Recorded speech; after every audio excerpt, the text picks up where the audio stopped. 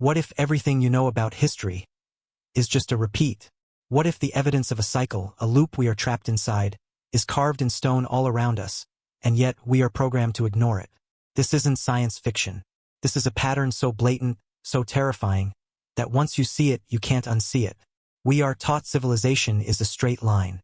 From caves to huts to skyscrapers, a steady climb. But then, how do you explain the precision? The Great Pyramid, aligned with true north with an error margin smaller than a modern building. The Antikythera mechanism, a 2,000-year-old astronomical computer with gears we couldn't replicate until the 14th century. The Pumapunku stones in Bolivia, cut with such laser-like precision that engineers today struggle to explain it. These aren't just anomalies. They are outliers. They are glitches in the timeline. What if these are not the beginnings of our civilization, but the crumbling remnants of the last one? A previous iteration in a cycle we are doomed to forget and rediscover. Every culture has a flood myth. Not some, but every single one. A great reset sent by the gods. Now, consider this. In 536 AD, a mysterious fog plunged the world into 18 months of darkness. Crops failed.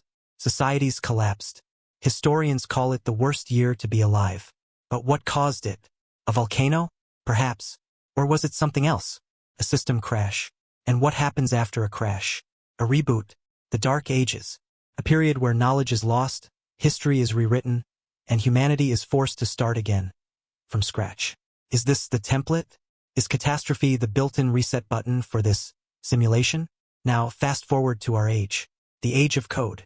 Physicists now speak of the universe being made of information, of reality being pixelated at the Planck length.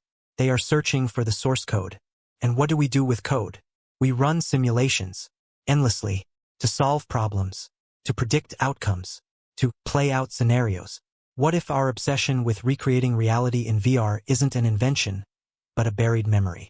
A deep, subconscious drive to rebuild the very system we are unknowingly trapped within? The patterns are everywhere. The golden ratio, fractals, the same mathematical blueprint in a spiral galaxy and a seashell. This is not random design. This is elegant, efficient code. This leads to the most unsettling question of all.